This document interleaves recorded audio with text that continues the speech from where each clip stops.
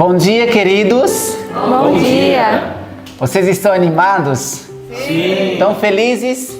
Sim. Sabe por que você tem que estar? Porque você acordou com um dos maiores presentes que o Deus Eterno te deu, foi saúde.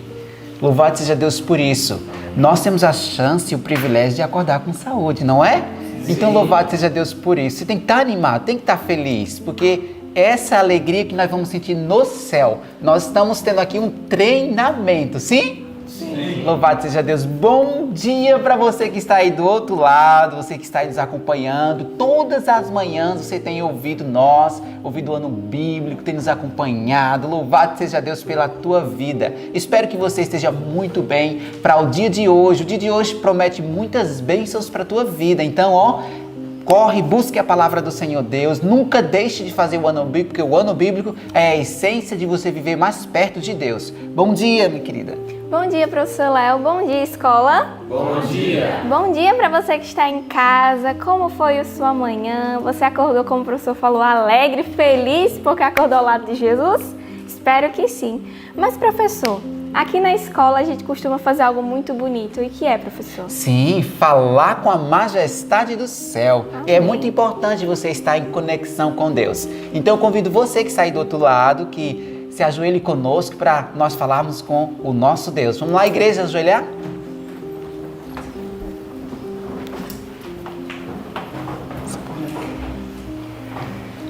Oremos. Querido Deus, amado Pai, te agradecemos, Senhor, porque Tu nos acordaste com vida.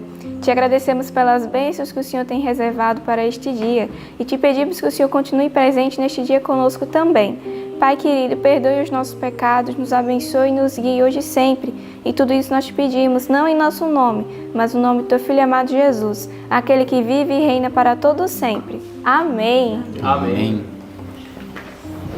Muito bem. Chegou um momento muito bom que eu gosto muito. Eu sempre falo aqui, quando eu venho fazer abertura com alguém, como é bom você acordar e ouvir os passarinhos cantando. Agora imagine o céu, os anjos cantando a majestade do céu. E nesse momento nós vamos fazer o quê? Nós vamos cantar hinos ao Deus Eterno. Qual é o hino que nós vamos cantar? Nós vamos cantar o hino Envio a Ti, 264 do Novenário Adventista. Amém. Vamos lá cantar juntos?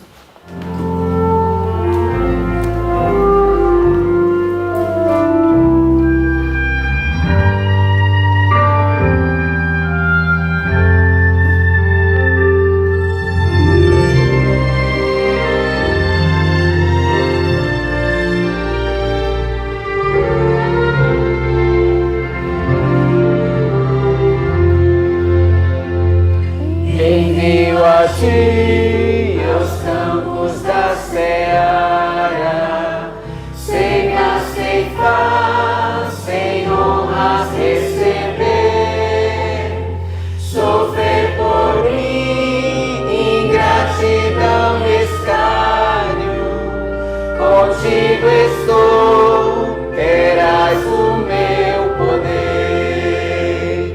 Envio a ti aos corações que odeiam, aos olhos cegos que não querem ver, gastar-te até o sangue sem combate, ó vai e lembra todo o meu sofrer. Envio a ti as almas quebrantadas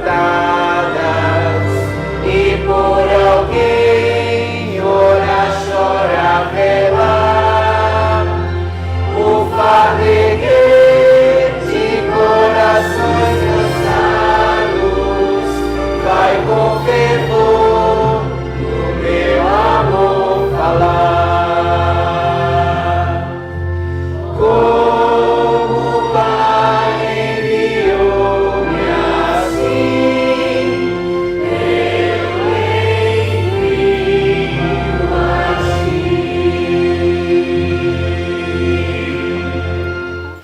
Muito bem, louvado seja Deus, né? Como é bom cantar ao Deus Eterno. E nesse momento, né, como de costume, nós vamos falar o nosso texto bíblico, que o texto é muito bom, né? Se encontra lá em 1 Pedro, capítulo 5, verso 5. Vamos todos juntos? 1, 2, 3. 1 Pedro 5, 5. Semelhantemente, vós jovens, sede sujeitos aos anciãos, E sedes todos sujeitos uns aos outros, e revestivos de humildade, porque Deus resiste aos soberbos, mas dá graça aos humildes. 1 Pedro 5, 5. 1 Pedro 5, 5. Semelhantemente, vós jovens, sede sujeitos aos anciãos, e sede todos sujeitos uns aos outros, e revestivos de humildade, porque Deus resiste aos soberbos, mas dá graça aos humildes. 1 Pedro 5, 5. 1 Pedro 5, 5. Semelhantemente, vós jovens, sede sujeitos aos anciãos, e sede todos sujeitos uns aos outros, e revestivos de humildade, porque Deus resiste aos soberbos, mas dá graça aos humildes. 1 Pedro 5, 5. Amém. Louvado seja Deus. Eu te desejo um bom dia, que Deus te cubra de muitas bênçãos. Deus te abençoe e tenha um bom dia. Amém. Bom dia. Bom dia. Bom dia para você também. Que bom que estamos juntos, não? Para estudarmos a palavra do Senhor. E hoje nós temos coisas tão boas para comentar, né? Temos bastante coisa que o Senhor Deus nos ensinou nessa madrugada. Eu espero que você tenha lido. Porque aqui, esse momentinho que a gente faz, é só um resumo, né? Às vezes a gente passa umas coisas por alto, assim, não dá tempo de comentar tudo. E eu espero que você tenha tido a condição de ler, para que o Senhor Deus fale ao seu coração. E hoje nós estivemos meditando, né? No capítulo 5, 6 e 7 de Josué. E também no capítulo 45, a queda de Jericó. Glória a Deus. É muito bom, né? Ler sobre essas coisas. O livro de Josué é um livro que eu gosto de ler demais. Porque a gente sai de uma peregrinação de derrotas, fracassos, pecados, apostasia, rebelião, e a gente entra no livro de Josué, só vitória. Aí dá vontade de ficar no livro de Josué, de tanta bênção que esse livro nos traz. Mas eu gostaria de ler com vocês, na realidade, meditarmos um pouco no capítulo 4, que foi o capítulo de ontem. Porque ontem nós paramos no estudo, na parte em que o povo atravessou o Rio Jordão. Só que eles fizeram algo bem interessante. O que foi que eles fizeram? Quando eles atravessaram o Rio Jordão? Pegaram o quê? Pedras. Quantas pedras? 12 pedras. Deus havia dado essa ordem, aqui no capítulo 4, a partir do verso 1, você vai encontrar essa informação, onde diz o seguinte: tendo, pois, todo o povo passado o Jordão, falou o Senhor a Josué, dizendo: tomai do povo 12 homens, um de cada tribo. Peraí, 12 homens, um de cada tribo. As 12 tribos estavam ali representadas? Sim? Sim ou não? Vocês estão com dúvida? Sim. Mas peraí, 2 tribos e meio tinha ficado aonde? Opa, já tinham recebido a sua herança? E o que eles estavam fazendo aqui com o povo?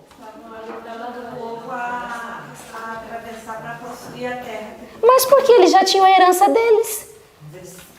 Foi um acordo que eles fizeram. Olha que interessante, que coisa importante. Olha a lição espiritual que o Senhor Deus está nos deixando aqui. 2 tribos e meia já tinham recebido a sua herança. Mas ainda havia outras tribos que não tinham recebido a sua herança. Seria justo eles ficarem lá em berço esplêndido, deitados na rede, tomando água de coco? Não. A Micaela riu. Você faria isso, Micaela? Ficaria na rede tomando água de coco enquanto seus irmãos tinham que lutar, trabalhar? Não, né? Ninguém faria isso, né? Alguém movido pelo Espírito de Deus não consegue ficar de braços cruzados quando ainda há trabalho a ser feito. E eles obedeceram a orientação de Moisés. Josué chegou neles e disse: ei, lembra do acordo, tá? Lembra que foi que Moisés falou para você? Ele deixou vocês ficarem aí antes do Jordão, mas depois que tivesse paz, descanso para todas as tribos. Porque quando um ganha, e quando um perde? E lá estava uma representação de cada tribo. E eles pegaram o quê? 12 pedras. E o verso 3 continua. E ordenar-lhes dizendo, daqui do meio do Jordão, do lugar onde parados pousaram os sacerdotes, os pés, tomai 12 pedras e levai-as convosco e depositai-as no alojamento em que haveis de passar essa noite. Peraí, eles tinham que pegar as pedras de onde? Do meio do rio. Você sabe quantos quilômetros era do meio do rio até Gilgal? E a ordem de Josué, quando você lê aqui no verso 5, é que eles tinham que pegar essas pedras e levá-las no ombro. Você acha que eram pedras pequenas? E aí, Henrique, trabalhar para Deus dá trabalho, sim ou não? Tem que carregar pedra de vez em quando, cavar buraco. O que mais que a gente tem que fazer na obra de Deus? Porque algumas pessoas pensam que a obra de Deus é isenta desse tipo de trabalho. Trabalho braçal, de força. Estava lá 12 homens escolhidos por Deus, pegando pedra do meio do rio e carregando por 13 quilômetros.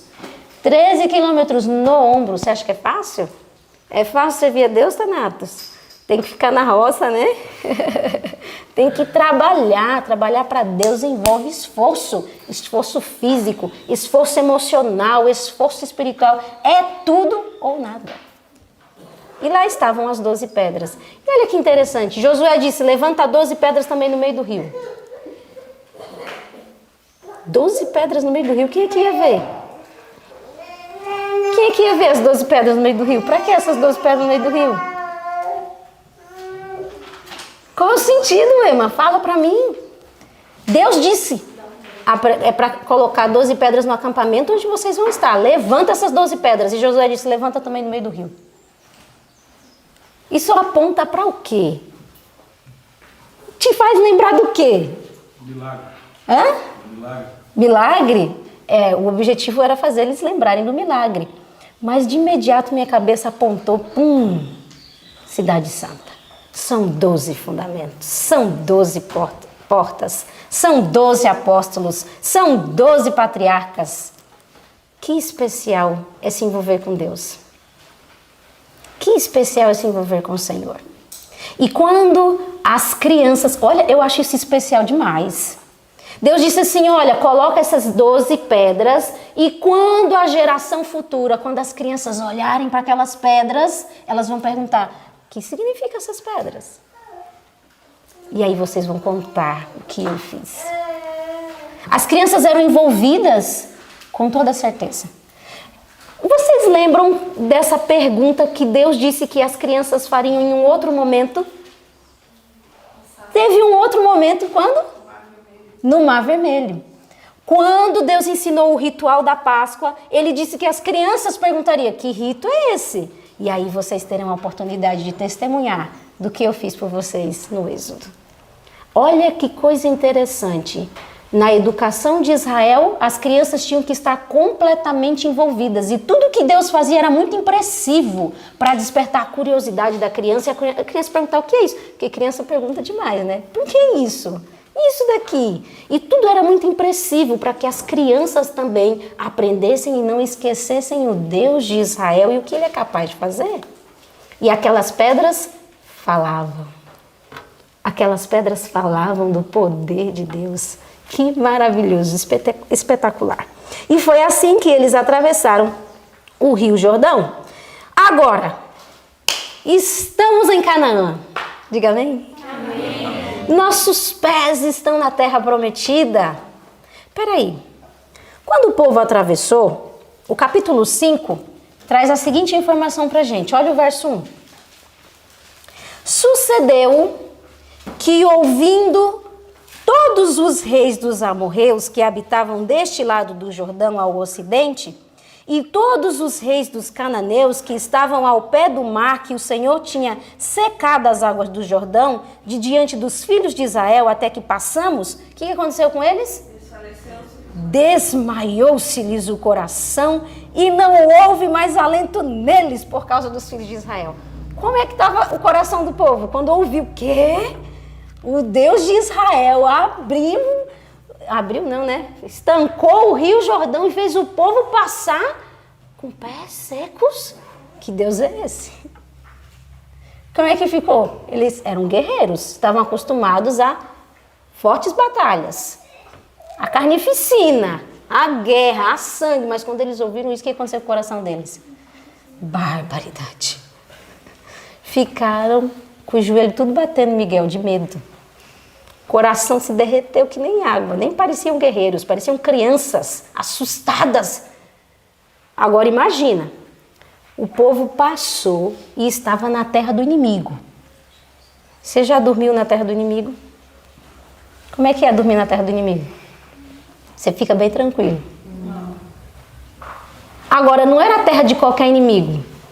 Era uma raça poderosa.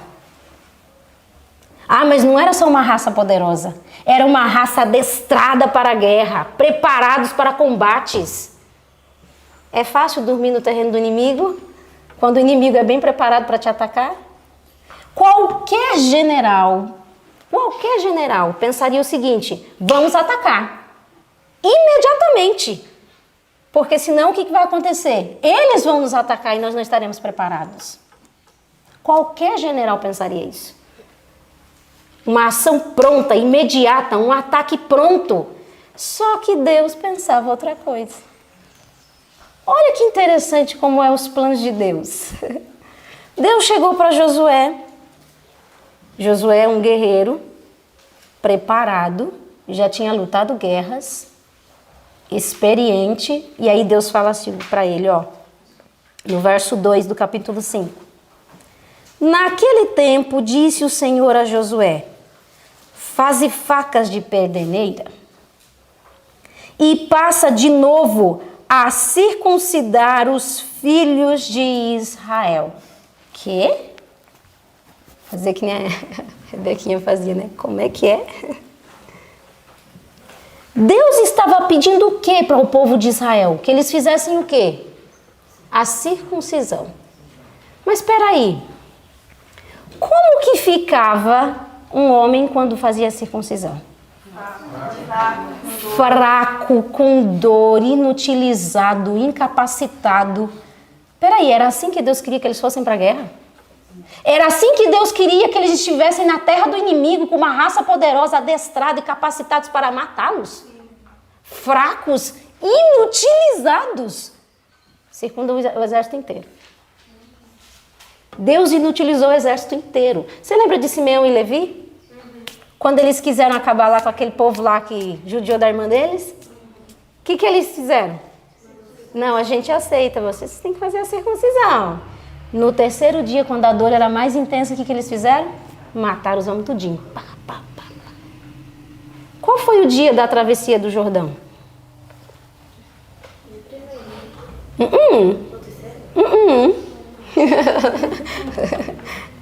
Foi o 10º.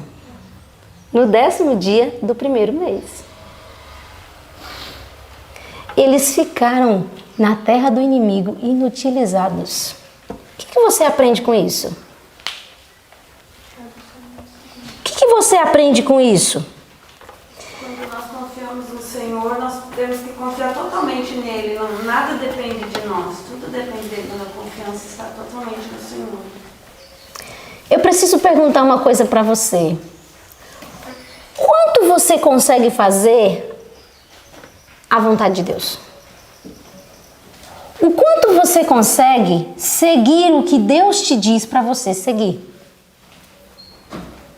Porque aqui eu consigo aprender claramente que sem Deus é melhor nem tentar. Que se não for para fazer do jeito de Deus, é melhor nem se arriscar. Não vai dar certo. Mas o jeito de Deus é diferente do nosso. Porque sem santificação não haveria vitória. Sem entrega, sem reconciliação, não tinha chance de vitória. E Deus disse, acabou os anos de peregrinação, de rebeldia, acabou o tempo de apostasia, agora voltem em aliança comigo. E eles só teriam condição de participar da Páscoa que aconteceria no 14º dia, se eles tivessem o quê? circuncidados. E Deus estava restaurando a aliança dele com o povo. Mas para isso eles teriam que confiar no Senhor. Confiar de que enquanto eles estivessem ali, enfermos, incapacitados para a guerra, Deus não permitiria que ninguém tocasse neles. Você confia em Deus nesse nível? Consegue se entregar a Deus nesse nível? O texto aqui diz que eles conseguiram. Verso 8. Tendo sido circuncidada toda a nação, ficaram no seu lugar no arraial até que sararam. E nenhum soldado, nenhum guerreiro cananita tocou no povo de Israel. Diga amém. Amém. É esse nível de entrega que o Senhor Deus espera de mim e de você. Agora eles estavam prontos para a Páscoa. Você não acha interessante esses paralelos? Quanta coisa Josué estava vivendo parecido com o passado. Como é que foi o êxodo? No 10º dia eles estavam fazendo o quê? Separando o quê? Um cordeiro. No 14º dia eles estavam fazendo o quê? Vocês não sabem não, é? Esqueceram, foi? Celebrando a Páscoa. E agora o povo de Israel no 14º dia estava fazendo o quê? Na terra de Canaã. Celebrando o quê? A Páscoa. E o que estava cessando? O que estava acabando? O maná. Porque agora eles estavam comendo do fruto da própria terra. Todos os paralelos que eu encontro aqui, que se parece demais com o que Moisés viveu lá com o povo de Israel há 40 anos atrás, era Deus dizendo para o povo, olha, presta atenção, o que eu estou fazendo hoje eu poderia ter feito no passado. Vocês não precisariam um atraso de 40 anos. Não precisaria. O que eu estou fazendo hoje, eu poderia ter feito há 38 anos atrás. Agora o povo estava de volta na aliança com Deus. O que acontece agora? Eu acho isso aqui espetacular. O que acontece? O anjo aparece. Quem aparece? Cristo do exército. Ah, e a gente tem que ler isso aqui. Olha aqui, a partir do verso 13 do capítulo 5. E olha o que está escrito aqui. Estando Josué ao pé de Jericó, levantou os olhos e olhou. E eis que se achava em pé diante dele um homem, que trazia na mão uma espada nua. Chegou-se Josué a ele e disse-lhe, és tu dos nossos ou dos nossos adversários? Quem era esse guerreiro? Jesus Cristo. A pessoa de Jesus se apresenta como um guerreiro.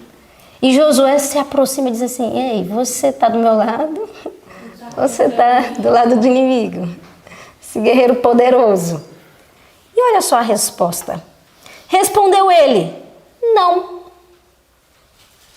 Sou príncipe do exército do Senhor e acabo de chegar. Então Josué se prostrou com o rosto em terra e o adorou e fez a pergunta mais importante. Quando você entende que você está numa guerra, que você está numa batalha, que vidas estão em jogo, a pergunta mais importante é essa daqui. Que diz meu Senhor ao seu servo? Senhor, o que eu vou fazer com essa multidão de gente? Senhor, o que eu vou fazer para destruir Jericó? Senhor, qual é a estratégia? Qual é o plano? O que eu faço? O que eu tenho que fazer? Quais armas eu tenho que preparar? Qual é a minha parte? Qual é a resposta do comandante para ele? O chefe. Olha a resposta. Para mim isso aqui é extraordinário. Jesus responde o seguinte. Então respondeu o príncipe do exército do Senhor a Josué. Descalça as sandálias dos pés, porque o lugar em que estás é santo. Josué, você quer vencer? Você quer saber qual é a estratégia? Você quer saber qual é o método, qual é o plano? O plano é o seguinte, me adore, descalce. os pés. Entra na minha presença, me adore, se prostre. Você quer ganhar essa batalha? Se prostre, me adore. Quer estratégia melhor que essa? Queridos, há uma batalha sendo travada pela tua alma. O príncipe das trevas contra o príncipe da vida. E essa batalha, Thanatos, é a cada dia, constantemente. Há uma batalha pela tua vida. Como vencer? Como é que se vence as guerras? Como é que se vence as batalhas? Porque essa batalha é forte, é ferrenha. Como é que se vence? Enquanto nós não entendermos que a parte principal da luta não está nas nossas mãos, nós continuaremos fracassando.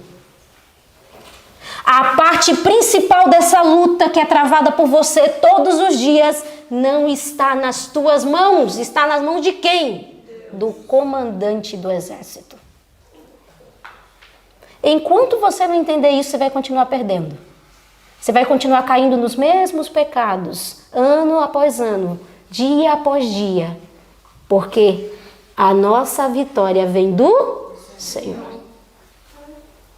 E eu só conseguirei essa vitória me prostrando, adorando a Deus. Sem isso, é impossível vencer. Mas você está adorando quem mesmo? Jesus Cristo, aquele que viveu no terreno que você está vivendo. Aquele que sabe as batalhas que você está travando. E ele venceu cada uma delas. E a vitória que ele venceu, que ele alcançou, que ele conquistou, ele está ofertando para você. Me diga, existe alguém mais preparado para te ajudar? Não existe. E Josué entendeu isso. Senhor, o Senhor é mais preparado que eu. O que ele fez? Tirou as sandálias dos pés. Agora Jesus estava ali, pronto para dar a estratégia. Qual era a estratégia? Qual era a estratégia? Eu acho isso engraçado, você não acha não? Qual guerreiro pensaria nessa estratégia? Olha só o que está aqui no capítulo 6, a partir do verso 1. Ora, Jericó estava rigorosamente fechada por causa dos filhos de Israel. Ninguém saía, nem entrava. Como é que estava Jericó? O medo faz isso. O medo faz isso, cria barreiras. Então disse o Senhor a Josué. O que foi que Deus disse para Josué? Olha, entreguei na tua mão Jericó. Peraí, Jericó já tinha caído? Não. Mas Deus disse o quê? Já é tua. E não existia força humana, palavra humana que pudesse ir contra isso daqui. Contra o que Deus tinha dito. Está entregue, já é tua. Sabe por quê? Ai, Senhor Jesus Cristo, nos faz crer nisso daqui, Senhor. Porque crente, não vou nem dizer crente, porque servo de Deus que tem um encontro com o Senhor a cada dia, como Josué teve com o comandante do exército, ele não marcha pela vitória, ele marcha em vitória. Mas é só se você se encontrou com o comandante. Se você se encontrou com o comandante, se prostrou e o adorou naquele dia, você vai marchar em vitória. Porque nós não somos vítimas, nós temos que ser mais do que vencedores. É isso que a palavra de Deus diz. Mas isso só acontecerá se você aprender a tirar as sandálias dos seus pés. E o povo de Israel estava marchando para Jericó, não era em busca de vitória. Eles já tinham vencido, eles estavam marchando como vencedores. Foi isso que Deus disse para eles. Ai, como eu quero entender essa realidade espiritual. Porque o inimigo judia demais da gente. Aproveita das nossas fragilidades, dos nossos pecados, das nossas emoções erradas, dos nossos pensamentos errados. O diabo se aproveita e fica judiando da nossa alma. Mas a realidade espiritual é essa. Quando você se rende a Deus, você marcha em vitória.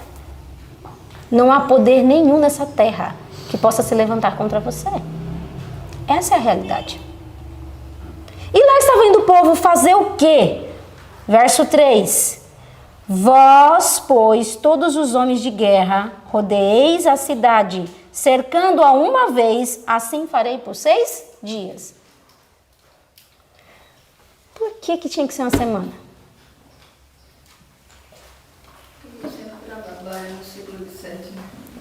Opa, e você sabe que o ciclo de 7 aqui, o número 7, aparece 14 vezes nesse capítulo. 14 vezes. Isso já era uma indicação. Deus estava querendo dizer o que com isso? 7 trombetas. 7. O que Deus estava querendo dizer com isso? Que quem que ia derrubar essa cidade?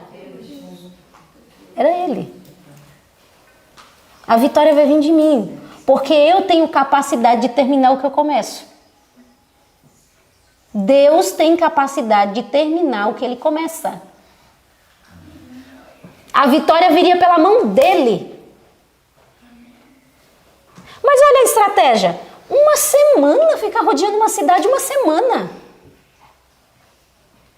Ai, o ser humano tem tanta dificuldade com isso, com essa palavra paciência. A gente tem tanta dificuldade com isso, né? Paciência, por que não já vai logo, cai de uma vez e resolve logo o problema? Deus disse não, uma semana. Era tempo suficiente para desenvolvimento da fé, da entrega, da busca a Deus. Mas a gente quer suportar isso? Não. Porque não temos paciência, somos impacientes, imediatistas. E Deus fala, não, vai ser uma semana. E aí o texto continua dizendo, 7 sacerdotes levarão 7 trombetas. E olha que interessante. A trombeta aqui usada era chifre de... Era um chofar. E o chofar é usado em que momento para o povo de Israel? Nos momentos de vitória. Nos momentos de vitória. E vai lá. Dei a cidade. Mas era para fazer o quê? Rindo, conversando, gargalhando, ticando um com o outro. Como é que era para fazer? Só se ouvia o quê?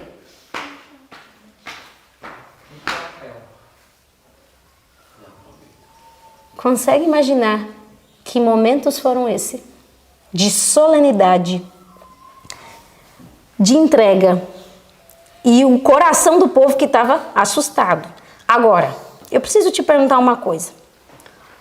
O método era super elaborado, super ostentativo. Como é que era o método que Deus tinha dito? Simples. O método era simples. Não trazia glória humana nenhuma. Não era nem para eles tocarem no muro. Não tinha espaço para a glória humana aqui. Não tinha espaço para a exaltação do homem. Vocês só vão golpear. Não usavam nem espada, né? Nem espada, vocês vão ficar calados ainda, não é para nem falar nada. Vocês só vão falar no último dia. E ainda é um grito.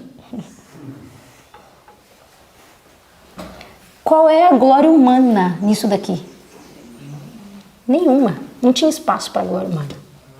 O método era simples, não trazia glória humana. O único método, o único mérito era a obediência. Vocês têm que obedecer o que eu estou falando e acabou. Agora, Deus não estava falando isso para qualquer homem. Deus estava falando isso para quem? Para Josué. Josué era um guerreiro preparado. Você acha que Josué não tinha estratégias? Você acha que Josué não tinha planos e dizia assim, não, tal método, tal situação, tal plano, isso aqui vai ser o melhor. Eu tenho o melhor método, eu tenho o melhor plano. Mas quando Deus se apresenta para Josué, ele não pergunta quais são os métodos de Josué, nem o melhor plano que Josué tem. Porque o seu melhor plano, a sua maior habilidade, a sua maior capacidade, para Deus não serve de nada. Ele não precisa dela. E Deus estava provando isso para Josué. Josué, está vendo toda essa sua capacidade como guerreiro? Eu não preciso dela. Está vendo o seu melhor plano, a sua melhor estratégia? Eu não preciso dela. Eu consigo fazer isso sem você. Só obedece, só obedece. E Josué, um guerreiro treinado, experiente, fez o quê? Sim, Senhor, vamos rodear a cidade. Não vamos fazer nada, só vamos obedecer. Esperto, Josué. Sabido, como diz aqui no Nordeste. Sabido. E aqui no livro, o método que Deus ensinou ao povo, diz que Deus só poderia operar pelo povo de maneira poderosa se eles obedecessem sem questionar e nem duvidar. Você quer ver Deus operando em você poderosamente? Aprenda a obedecer sem questionar e nem duvidar. Obedeça. Vai lá e faça acontecer. E você vai ter a oportunidade de ver o que esse povo viu. Porque aceitar o plano de Deus é convidá-lo a estar com você. Aceitar o plano de Deus é convidar a Ele para estar com você.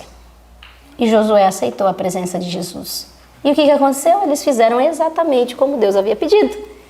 E no 7º dia, depois de 7 voltas, o que aconteceu? Não, o povo gritou. Eles deram um grito bem forte. E aí o grito foi tão forte que as muralhas caíram. Elas não conseguiram suportar o tamanho desse grito. Foi isso? Ai, eu tenho que ler isso aqui. Gente do céu, isso aqui é poderoso demais. Vamos achar aqui o parágrafo que fala sobre a queda do muro.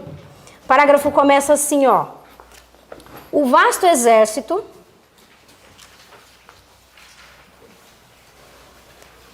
olha isso daqui. Gente, meu Deus do céu, que lindo. O vasto exército marchou solenemente em redor das condenadas muralhas. Tudo estava em silêncio.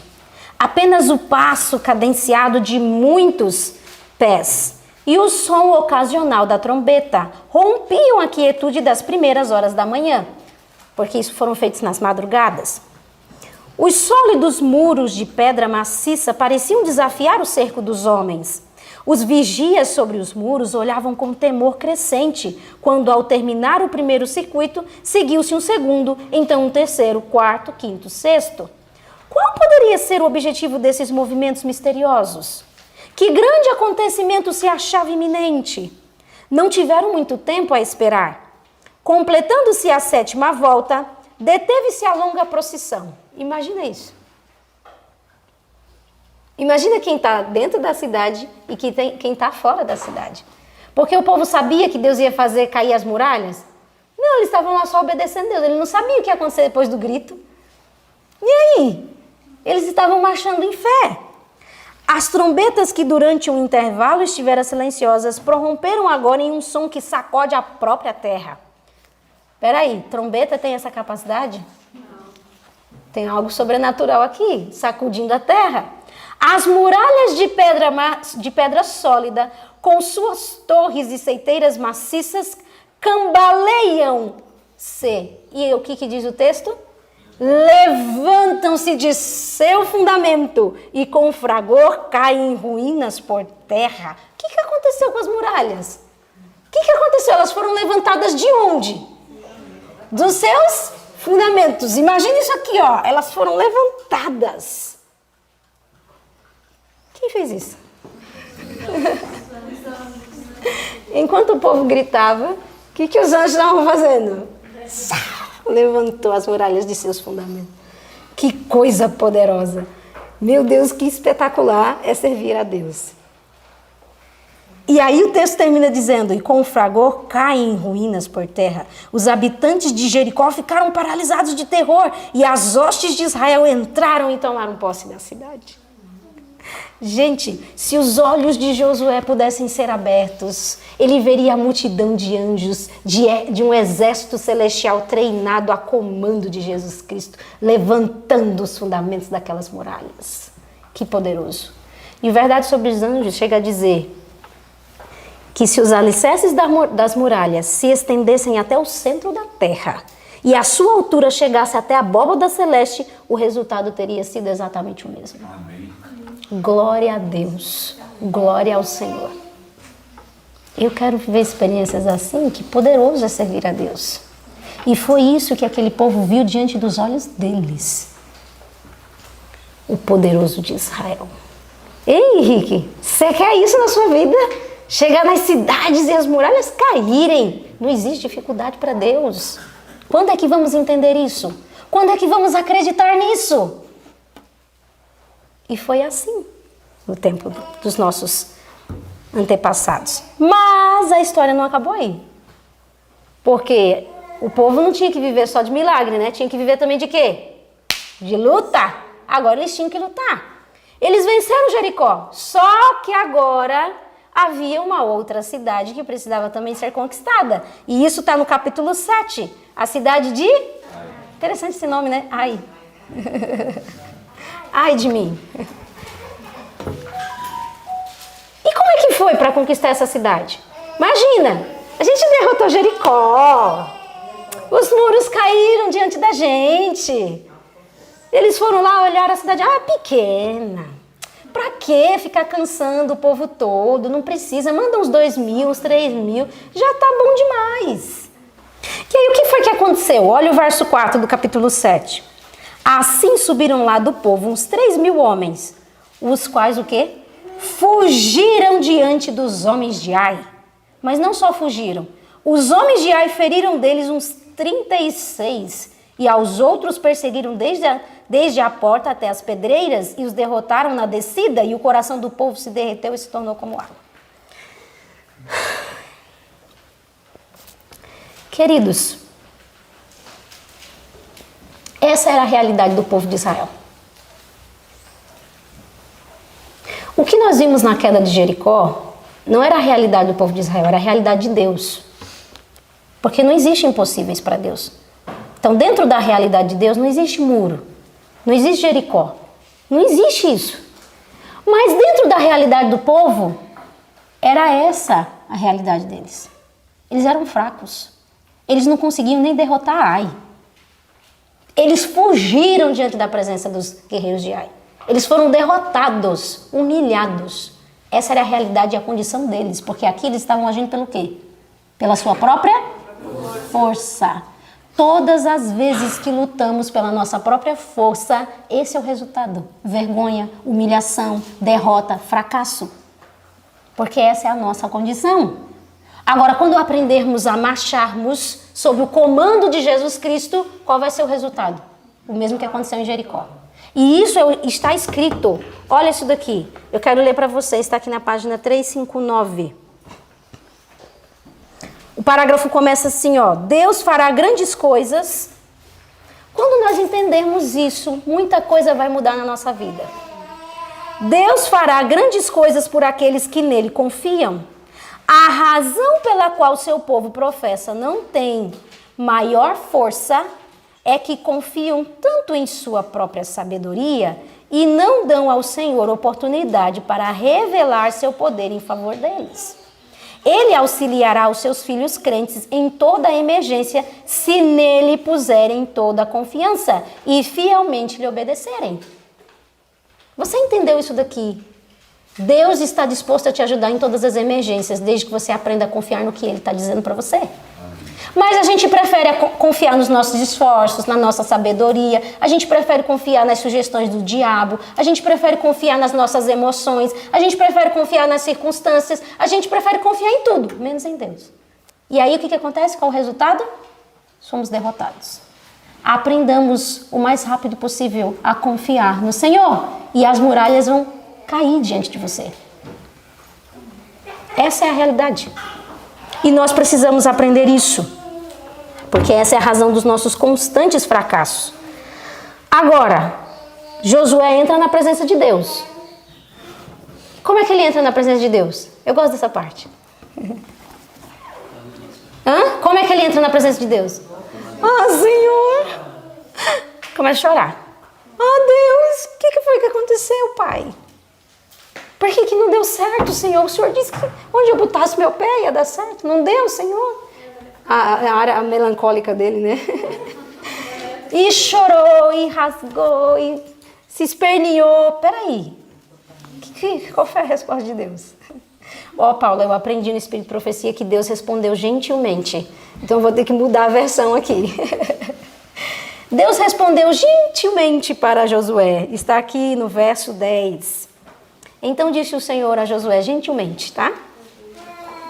Levanta-te Por que estás prostrado assim sobre o rosto? Josué, por que você está chorando? Por que você está se desesperando? Por que você está aí lamentando? Por que você está desperdiçando tempo? Levanta! Ele falou gentilmente, levanta. Levanta, Josué, para de chorar, para de se fazer de coitado, para de se fazer de vítima. Josué, levanta. Por que, Josué, você tem que levantar? Israel pecou e violaram a minha aliança, aquilo que eu lhes ordenara, pois tomaram das coisas condenadas e furtaram, dissimularam e até debaixo de sua bagagem o puseram. Olha como o pecado é crescente. Olha como o pecado. Tomaram das coisas condenadas, furtaram, dissimularam e ainda esconderam debaixo da bagagem. Pecado é uma desgraça, né? Ele vai nos levando assim, ó, a gente vai nem percebendo, ó. Ele vai nos levando assim, ó. E aí Deus disse para ele, pelo que os filhos de Israel não puderam resistir aos seus inimigos, viraram as costas diante deles, porquanto Israel se fizera condenado. Já não serei convosco, se não eliminardes do vosso meio a coisa roubada. Aqui entra Acã. Acã entra na história como um furtador, dissimulador e alguém que esconde as coisas debaixo da bagagem. Todos os anos que eu li isso daqui, eu sempre vi pelo aspecto de Josué. Todo o povo sofreu, 36 homens morreram, Israel passou essa vergonha, o nome de Deus foi desonrado, sempre olhei por esse aspecto. Mas esse ano eu fiz diferente, eu olhei pelo aspecto de Acã. Como é que deve ter sido para o coração de Acã? Acã viu o Rio Jordão estancar e os pés dele passou pelo Rio Jordão a seco. Ele viu o povo de Israel levantando 12 pedras, dizendo, esse é o memorial do poder do Senhor. Acã viu o povo sendo circuncidado, ele foi circuncidado. Ele experimentou da Páscoa, viveu aquele momento solene, especial com o povo de Israel. Ele viu as muralhas de Jericó cair diante dele, diante de todo Israel. Acã viu toda a cidade sendo destruída. Mas mesmo assim, o poder do pecado foi maior do que todas essas experiências na vida de Acã. Por quê? Por que não foram suficientes todas essas manifestações do poder de Deus para quebrar a dureza do coração de Acã?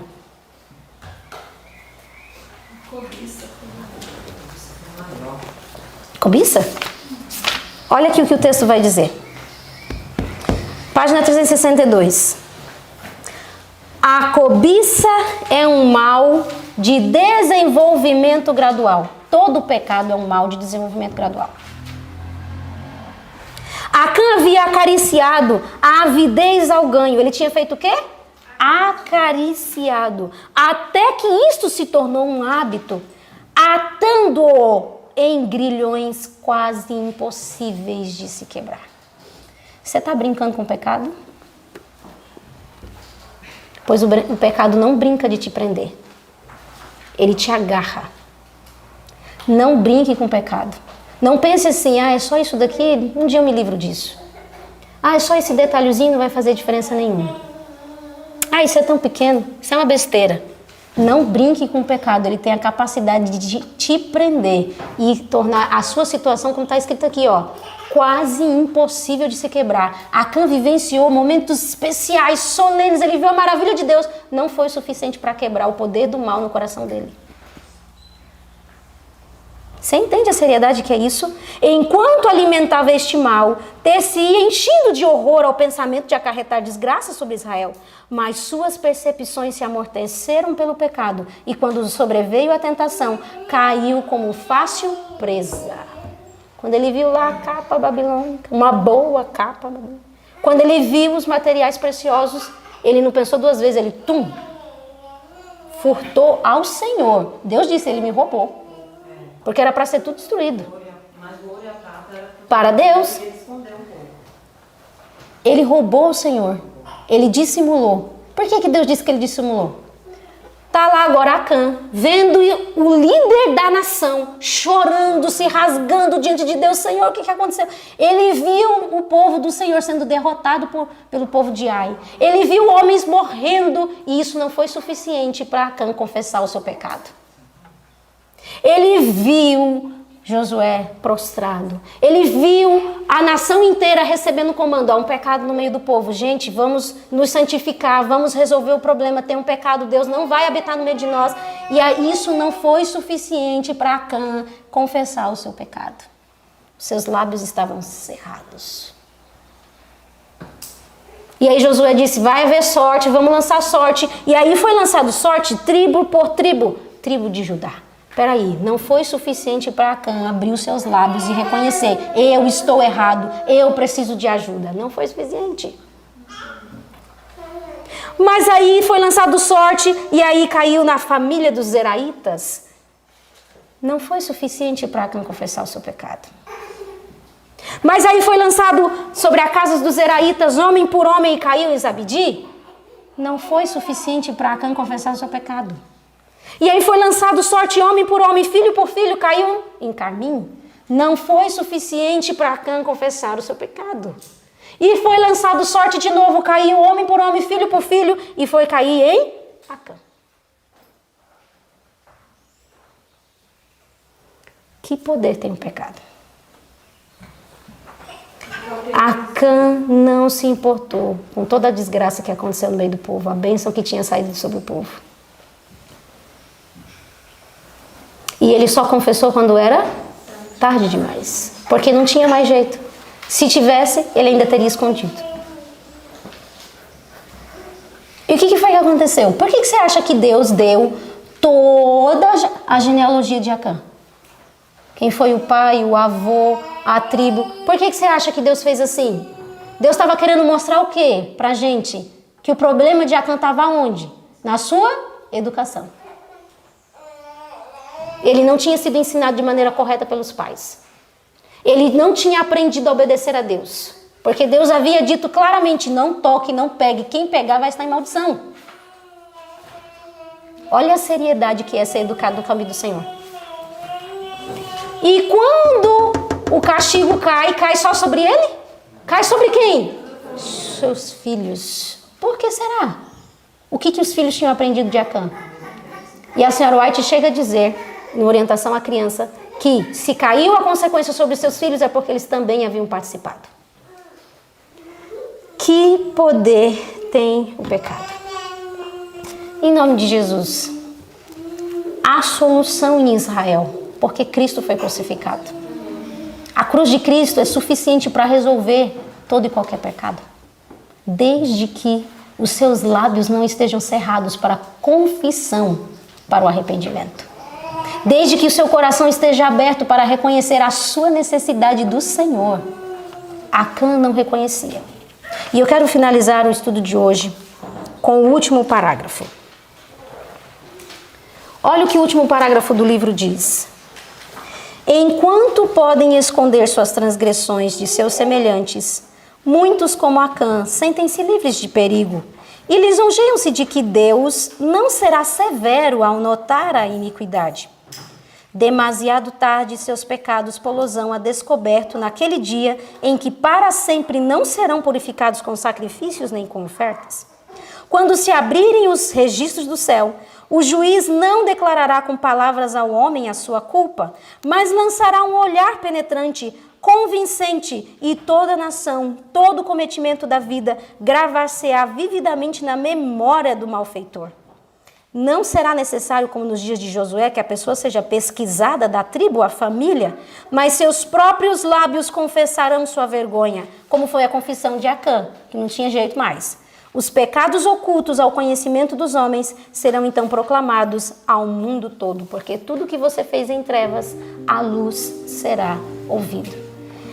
Querido de casa, queridos que estão aqui, o pecado é um roubador da paz. Tem lhe faltado paz no seu coração? Investiga a tua alma. Analisa, examina se não há algum pecado roubando a tua paz. A consciência limpa, ela nos dá essa condição de não sentir vergonha, não sentir culpa. Se você está fazendo algo que você não queria que ninguém soubesse, Se você está alimentando algo que você gostaria que ninguém descobrisse, então não faça. Se isso te gera vergonha, constrangimento, culpa, não faça. Não carregue esse fardo. Se você tem escondido algo, se você não quer que ninguém saiba disso, não pratique esse ato se isso lhe causa vergonha. Porque tudo que em trevas fazemos, um dia será visto à luz. Não existe nada que fique oculto, nada fica escondido. Que o Senhor Jesus nos ajude para que não tragamos para o povo do Senhor dificuldades, maldições, por causa da nossa condição, por causa daquilo que carregamos dentro de nós. Que o Senhor nos auxilie e que o Senhor Deus te abençoe no dia de hoje. Que as histórias que lemos hoje, de fato, preencha o seu coração e te ajude a vivermos na verdade do Senhor. Vamos orar? Vamos pedir a bênção do Senhor?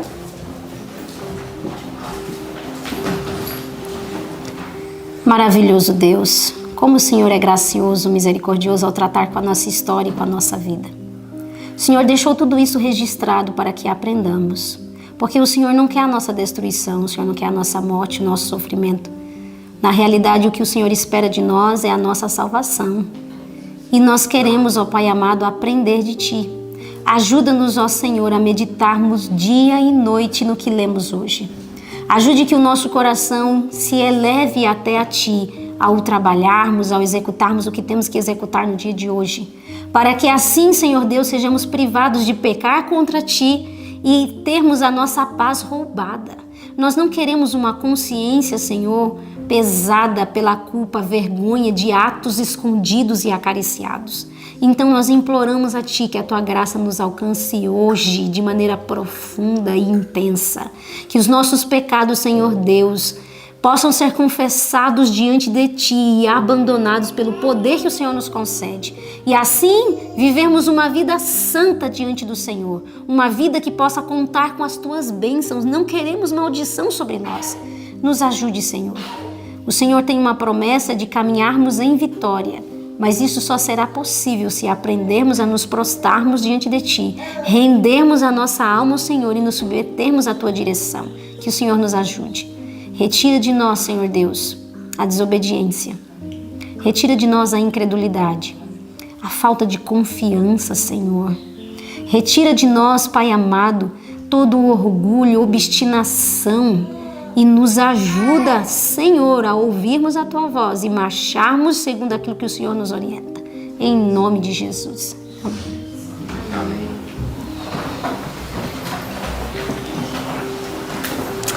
Foi muito bom estudar com você.